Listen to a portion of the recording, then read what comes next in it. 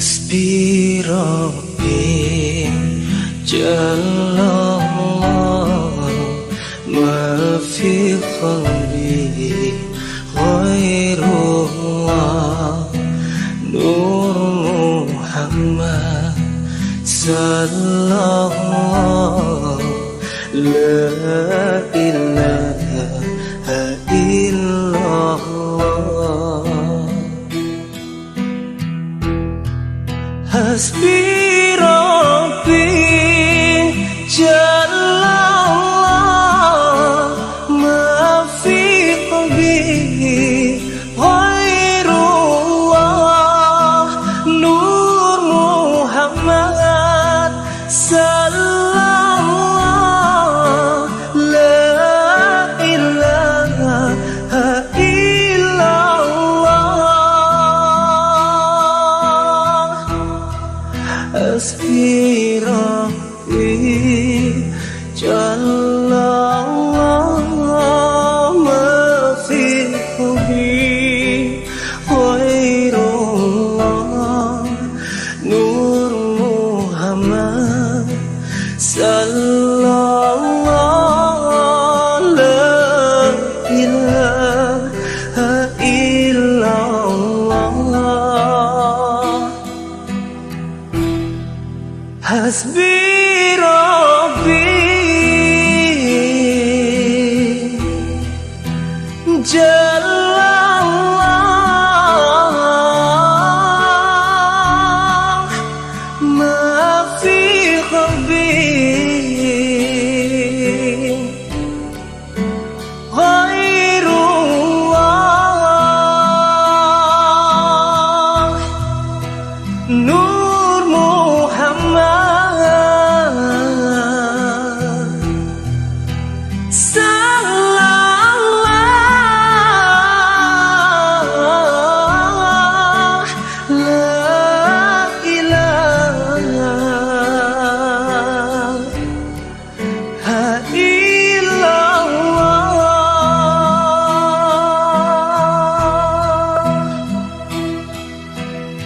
حسبي ربي جل الله ما في قلبي غير الله نور محمد صلى الله لا إله إلا الله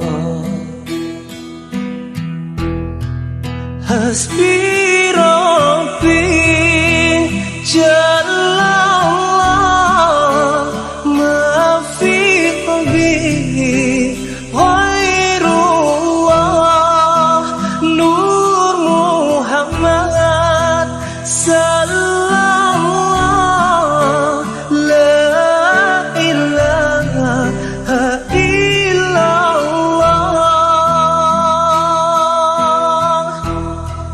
حسبي ربي جل الله ما في قلبي غير الله نور محمد صلى الله لا إله إلا الله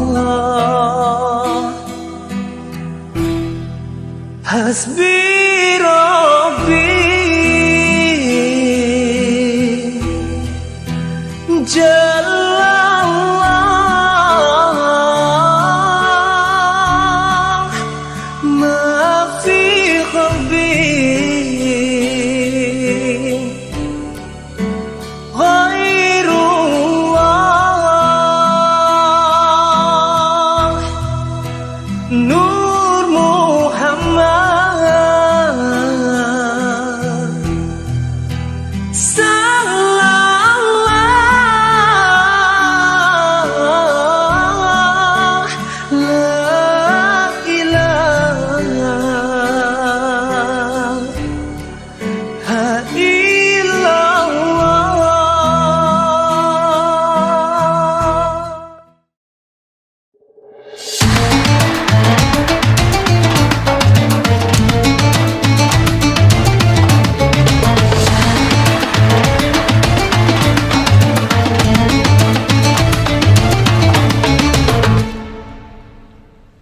Bismillahirrahmanirrahim. Alhamdulillahirabbil alamin. Wassalatu wassalamu ala asyrafil anbiya'i wal mursalin sayyidina Muhammad wa ala alihi wa sahbihi ajma'in. Rabbi shrah li sadri wa yassir li amri wahlul 'uqdatam min lisani yafqahu qawli. Alhamdulillah. Alhamdulillah, bersyukur kita kehadrat Ilahi kerana masih diberi peluang untuk bertemu dengan bulan Ramadan, iaitu bulan yang amat mulia ini. Jadi hari ini kita akan membuat sedikit perkongsian bersama sahabat saya iaitu Muhammad Zikrullah dan juga seorang lagi sahabat saya iaitu Muhammad Faris. Jadi tanpa membuang masa, saya serahkan perkongsian ini, majlis ini kepada mereka berdua. Tafaddal mashkura. Okey, terima kasih saudara Muhammad Mustaqim. Alhamdulillah. Apa khabar Cik Faris? Alhamdulillah. Apa khabar jadi? Alhamdulillah. Saya ingat macam dia hari ni. Saya sihat macam ni lah, makin berisi dah ni. Oh, bagi puasa, insyaAllah kita bulan puasa ni motivate. Orang kata dari segi sains pun, orang kata bila dah puasa ni boleh kuruskan diri, insyaAllah. Kita guna cara amal sunnah, insyaAllah. Okey, Cik Faris, kita diberi peluang dan ruang oleh Allah Subhanahu Wa Taala untuk duduk di bulan ini. Alhamdulillah. Ya, ramai di kalangan saudara-saudara kita telah menghadap Allah Subhanahu Wa Taala sebelum bulan puasa. Jadi kita dah diberi kesempatan ni bersama-sama lah. Hari ni kita buat perkongsian kepada penonton-penonton muslimin dan muslimat. Jadi Cik Faris, kita kalau dah tahun lepas 2020 kita diuji umat Islam, bukan sekadar umat Islam saja di Malaysia, malah seluruh dunia diuji dengan wabak COVID-19. Jadi kekangan kita di bulan Ramadan pada tahun lepas, kita kata wabak yang baru, ramai yang takut kan. Jadi banyak aktiviti-aktiviti sepatutnya boleh dilakukan seperti mana Ramadan sebelum ni, tetapi Allah Ta'ala beri sikit ujian kepada Allah pada tahun lepas. Tidak boleh sembahyang tarawih di masjid, di surau-surau. Kalau di Kelantan, orang kata tak boleh nak makan colek. Tak boleh nak makan colek tahun lepas. Sekarang kalau orang Kelantan kita lepas tarawih kena di kedai ni untuk makan colek. Jadi untuk pengetahuan, untuk saya kata bagi sedikit perkongsian lah pada Cik Faris. Pada pandangan Cik Faris, di mana hikmah sebenarnya Allah Ta'ala turunkan COVID pada tahun lepas ni ketika mana bulan Ramadan? Silakan. Okey, terima kasih kepada Encik Zirah di atas kupasan dan jadi sebenarnya kupas lagi dengan soalan pada saya. Tapi dah macam kupasan dah. Memang meruap dia punya rasa nak sampaikan kepada hadirin-hadirat sekalian. Baik, berkenaan dengan apa yang telah pun diajukan oleh Encik Zee kepada saya tadi, hikmah. Hikmah kenapa turunnya musibah ini kepada kita, ujian ini kepada kita pada tahun lepas. Kita tengok balik, saya tak tengok orang lain, saya tengok diri saya sendiri bersama dengan keluarga dan juga masyarakat di kampung. Kita tengok sini Cik Zee kan, ramai yang mengeluh. Ramai yang mengeluh, yang mengata macam-macam kepada kerajaan, kepada mufti sendiri. Menteri agama pun kena kan, kenapa kena buat penjarakan sosial, kenapa tak boleh pergi solat tarawih dekat masjid, kenapa? Dalam masa yang sama sebenarnya tuan-tuan dan puan-puan, selain pada kita tunjuk kat orang, tengok balik kat kita tu sendiri macam mana kan. Contohnya, jikalau dah 20 tahun Cik Zee, seorang ayah ni dia pergi ke masjid jadi makmum kan, ke masjid. Tahun lepas diberi peluang kepada Allah Ta'ala bagi kepada pasangan suami isteri ke contohnya, ataupun dah ada anak kan, si suami dapat jadi imam kat masjid, kat rumah. Okey, ini Allah Ta'ala membuka ruang nak suluh, ataupun kita tengok nak memancarkan balik, tengok balik. Sebenarnya ni kau, kalau tak adanya masjid, kau kena buat sendiri, imam tarawih kau kena sendiri. Tak ada dah surah-surah panjang tu. Qul huwallahu ahad. Kan? Jadi di sini kita boleh tengok, selalu kita cakap pakcik kan selalunya. Tak sedap masjid ni, kenapa? Suara imam macam apa entah kan. Tiba-tiba berlaku pada kita. Hari itu Allah Ta'ala tegur kita, nak tegur keluarga kita. Tengok, bila aku datangkan ujian dekat kau tak boleh solat tarawih, kau kena buat dekat rumah. Macam mana kau tu sendiri? baru ada kesedaran pada kita. Kita kena ambil iktibar dari situ. Kalau anak-anak kita kan tak pernah azan, hari tu tahun lepas dapat dengar azan daripada anak kita, mak ayah pun happy kan. Ataupun selain pada tu kan, kalau kita terawih selalu kita dengar kan, apa? Selalunya apa? Cuba teka. Iaitu apa? Apabila kita siap solat tu, solat terawih 2 rakaat tu, subhanal malikil ma'bud, subhanal malikil mawjud kan. Jadi selalunya kalau macam ni orang-orang tua je yang selalu buat. Kalau orang-orang muda ni lari lah. Tapi tahun lepas tak boleh lari. Dalam rumah tu mak ayah ada, tak boleh lari anak tu, contoh. Itu yang berlaku pada kita. Selain pada tu, hikmah juga kepada bagi saya lah, dari sudut ekonomi kalau kita tengok, ataupun pelajaran pengajian tu sendiri, daripada kita belum kena COVID, semasa kita kena COVID sampai sekarang, sepatutnya kemajuan teknologi tu dah 5 tahun ke hadapan. Itulah Allah Ta'ala nak bagi hikmah kepada kita. Kalau sebelum ni kita belajar tak pernah belajar jarak jauh, tak pernah belajar pakai phone kan, pakai Zoom, Microsoft Teams, tapi Allah Ta'ala datangkan ujian tu, dalam masa yang sama dia mengajar kita. Manusia ni KZ, pergilah ke mana pun dia boleh menyesuaikan diri tu. Dia ada tempoh dia boleh sesuaikan diri dia. Itulah manusia kan. Jadi di situ kita nak cakap, jangan kita tengok musibah ni, memang semua musibah tak boleh. Sebab apa? Allah Ta'ala dah sebut kan, innama a'malu binniyat. Kita kena ingat, itu hadis sebenarnya, bukan macam tu je Zee. Sebenarnya apa? Fa inna ma'al usri yusra. Inna ma'al usri yusra. Setiap kemudahan itu, setiap kesusahan itu ada kesenangan yang berlaku. Itu yang berlaku pada kita, masyarakat kita. Daripada kita rasa susah dengan COVID, sekarang ni tengok rezeki dah kepada abang-abang Foodpanda contohnya. Ataupun dari segi perniagaan, kita boleh mengembangkan perniagaan kita ni tidak melalui fizikal tetapi melalui online. Itu membuka mata kepada semua masyarakat kita. Kita kena sedari dengan teknologi. Dan kalau daripada 2018 kita menghadap cikgu, sekarang ni kita tak payah menghadap cikgu, menghadap laptop. Yang sebenarnya benda ni akan berlaku juga. Kalau tak ada COVID, tak ada COVID, 20, 30 mungkin benda ni akan berlaku juga. Cuma proses tu diawalkan dengan musibah ataupun ujian daripada COVID-19 tu sendiri. Jadi bagi saya, berkaitan dengan soalan tadi KZ, saya rasa benda tu selain pada ujian, kita kena tengok, kita kena sentiasa pandang baik kepada Allah Ta'ala. Itu adalah hikmah kepada kita. Baik, untuk seterusnya Cik Z, saya nak tanya Cik Z sikit kan, berkenaan dengan apabila datangnya kan bulan puasa ni, akan datang yang satu penyakit umat Islam kita ni. Apa tu? Rasa malas, lemau, tak bersemangat, tidak produktif. Jadi macam mana, kenapa benda ni berlaku? Apa pandangan Cik Z? Okey, terima kasih. Kupasan yang agak mantap bagi saya. Okey, berkaitan dengan produktif. Term produktif tu saya amat tertarik sikit.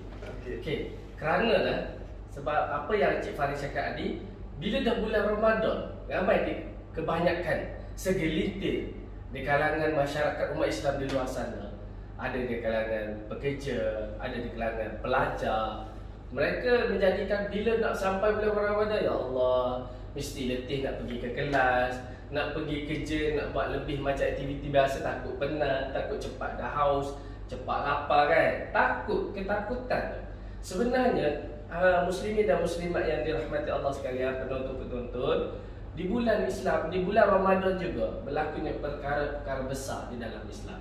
Yang pertamanya tentang penurunan wahyu yang pertama daripada Allah Subhanahu Wa Taala melalui malaikat Jibril alaihi salam kepada Nabi junjungan Muhammad sallallahu alaihi wasallam, perkataan Iqra.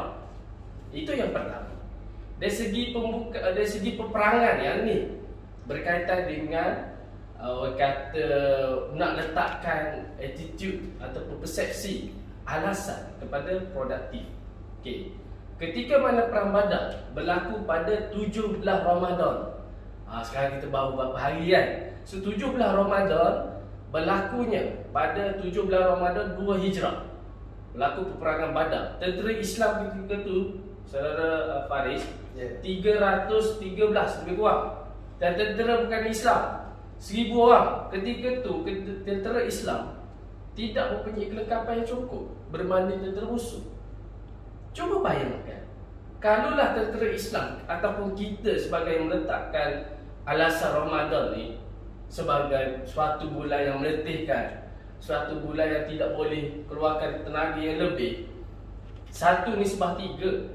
Tentera Islam seorang kena lawan 3. Tetapi keimanan mereka, ini yang penting, mereka percaya dan meletakkan keimanan bahawa peperangan ini di bulan puasa bukan suatu alasan. Bukan suatu alasan. Kita boleh ambil ibrah di situ, tuan-tuan. Boleh ambil pengajaran. Berpegang. Bukannya orang kata suruh kata bercakun. Berpegang. Berperang. Keadaan berperang ni bila dah lama perang kan, nak tidur tak boleh 8 jam macam kita kan. Mesti kena standby. Makan tidak boleh banyak. Mesti dalam keadaan bersedia. Tetapi kemenangan dijanjikan oleh Allah Subhanahu Wa Taala. So dari segi produktiviti, kita sama-sama, saya nasihat pada diri saya dan juga sahabat saya Faris, jangan kita jadikan suatu bulan yang mulia ini bulan untuk kita downgrade diri kita. Kita mendowngrade diri kita. Katakanlah kalau bulan-bulan sebelum ni kita sebagai pelajar, kan, kita boleh je berjalan panas sikit. Tetapi keadaan panas, tak nak pergi kelas, takut berjalan haus. Itu adik-adik, minta maaf adik sebab abang dulu pernah jadi pelajar kan. So jangan jadikan alasan untuk kita percaya. Di bulan inilah doa yang mustajab tu. Di bulan inilah kita boleh lakukan fokus pada amalan-amalan. Dan jadikan bulan ni adalah puasa kali ini adalah puasa yang terakhir bagi kita. Kerana bila tentu lagi kita akan dapat hadapi peluang ataupun duduk dalam bulan mulia ini pada tahun depan. Kerana seperti mana saya cakap tadi, Allah Ta'ala berfirman, kullu nafsin za'iqatul maut. Setiap yang bernafas akan meninggal, akan mati. Saya sendiri akan pergi. Cik Faris kan, tentu kan. Kalau dari segi tanah, kita nak freehold, milikan penuh. Tetapi kita sendiri ni leasehold. Kita sendiri ni pinjaman daripada Allah Ta'ala. Jadi sewaktu kita duduk di dunia ni, ambillah kesempatan dan ruang. Kalau boleh, jadikan Ramadan kali ini adalah lebih baik. Kita lebih produktif berbanding lain. Okey, asyik saya je yang ulas kan. Jadi saya nak gini, katakanlah yang saya kupas ni tentang productivity.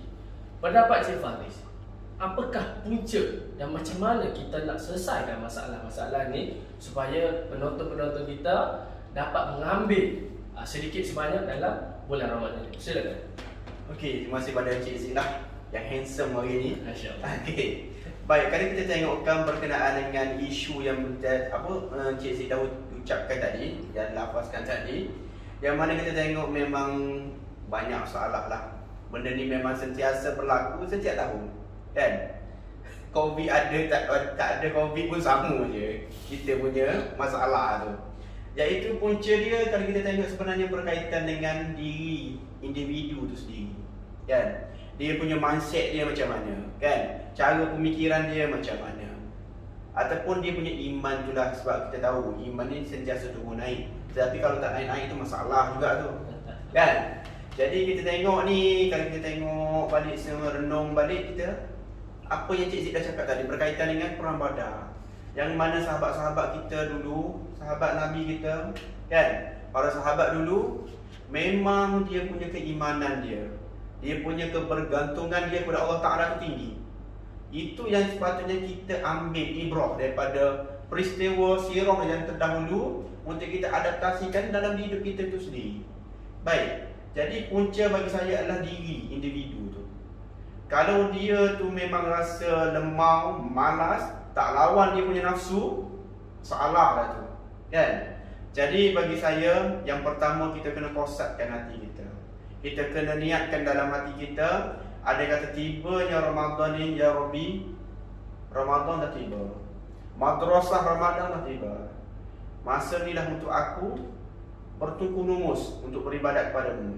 Kerana apa? Kita sendiri pun dah tahu, dalam bulan Ramadan ni setiap amalan dilipat gandakan ganjaran tersebut. Jadi tuan-tuan dan puan-puan yang dirahmati Allah Ta'ala, kalau kita tengokkan, kita kena yang pertama macam saya cakap tadi, tanamkan niat kita. Dan yang kedua, kita kena sentiasa bersangka baik kepada Allah Ta'ala. Kita kena sentiasa positif dengan diri kita tu sendiri.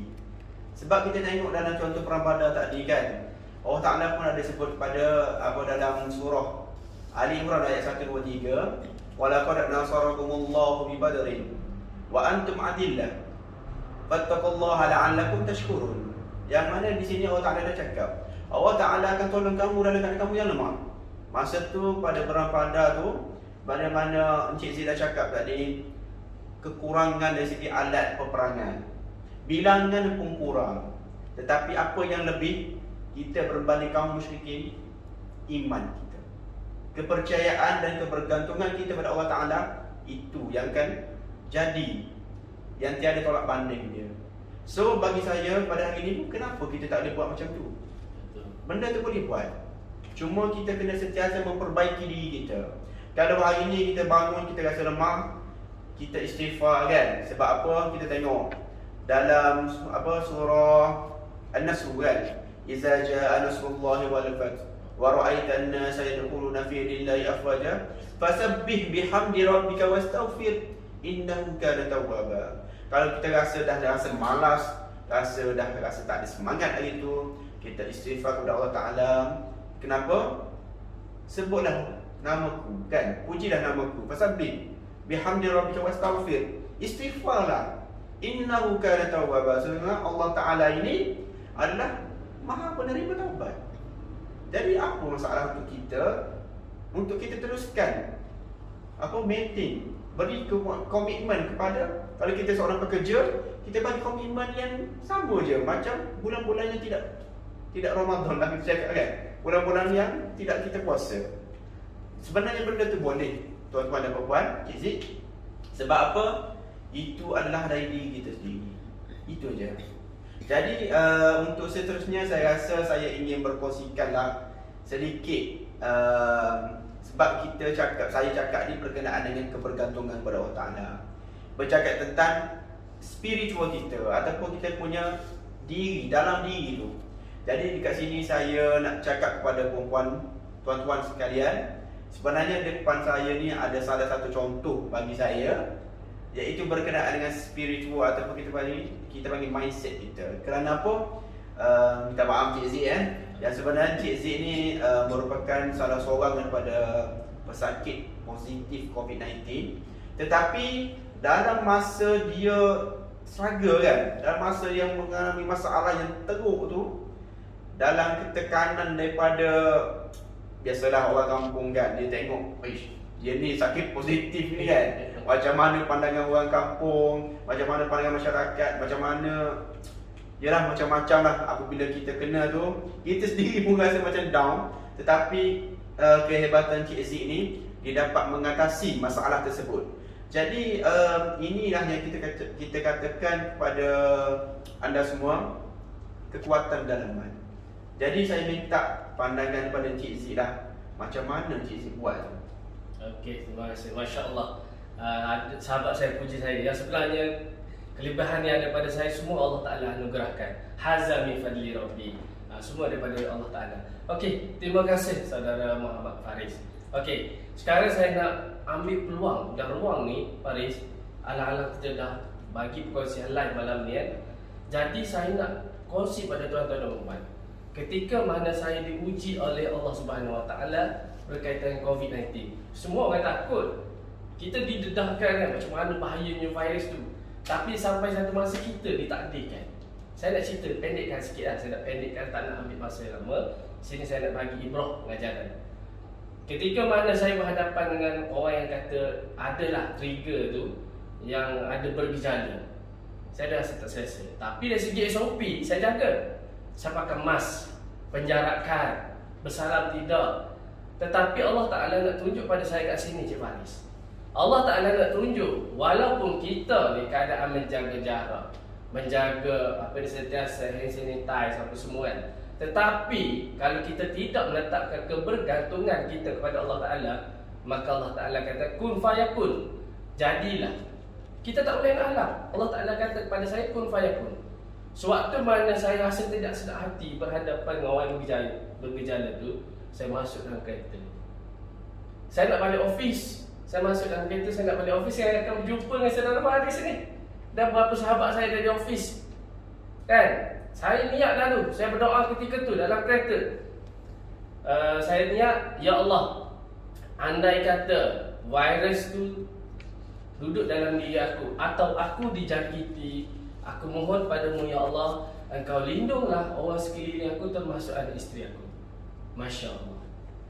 Selepas saya buat swab test tu, berikutan adalah berapa trigger saya tidak bergejala, saya buat swab test. Allah Ta'ala takdir saya positif. Dan semua rakan-rakan saya sekeliling saya termasuk Cik Faris, sahabat-sahabat saya, termasuk keluarga saya. Keluarga ni yang paling dekat Cik Faris. Anak tu hari-hari saya peluk. Kan? Kalau kita tahu COVID ni kalau dekat ni memang akan jangkit. Tapi Allah Ta'ala kata Allah nak lindung. Allah nak tunjuk pada saya bahawa kebergantungan kita pada Allah Subhanahu Wa Ta'ala itu lebih hebat. COVID ni makhluk Allah Ta'ala, Cik Faris. Dia makhluk. Kalau Allah Ta'ala adalah konspirasi orang kata benda ni virus ciptaan makmal kan. Tapi Allah Ta'ala tak izin, benda tu tak akan jadi. Dengan izin Allah Ta'ala. Dalam dunia ni semua dengan izin Allah Ta'ala. Okay.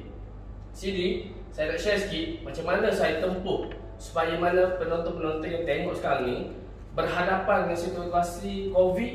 Yang pertama sekali kita kena letak iman di dada. Kita kena letak iman di dada. Saya pertama sekali kena down. Ikhlas saya cakap, down. Sebab kita tahu dah mindset kena COVID ni possibility untuk meninggal ada kan. Lagi-lagi saya ni pernah dulu-dululah kan orang cakap kena baru ni boleh meninggal. Saya apa ya? Saya motivate dia saya. Saya baca ayat Allah Ta'ala, saya yakin. Saya baca Bismillahirrahmanirrahim. La yukallifullahu nafsan illa wus'aha. Yang mana Allah Ta'ala kata, aku tidak akan uji hamba aku ni di luar kemampuan. Saya motivate dengan ayat. Kemudian, apa lagi? Saya motivate nampak Allah Ta'ala bila dah kita yakin dengan pertolongan Allah Ta'ala dan masa sama kita tawakal lah. So nak taubat kena lebih sikit lah. Saya nak taubat lebih sikit lah. Itu tak apa, itu fitrah kita supaya mana kita meninggal, at least Allah Ta'ala angkat kita keadaan suci. Satu tips saya nak bagi. Tips ni apa? Satu doa. Ketika mana saya diuji Allah Ta'ala COVID, saya baca satu doa. Bismillahirrahmanirrahim. Wa iza maridtu fahuwa yashfin. Yang mana doa ni saya lurut daripada leher ke dada. Dan sekarang ni pun kalau saya batuk, saya sakit juga, saya masih lagi baca.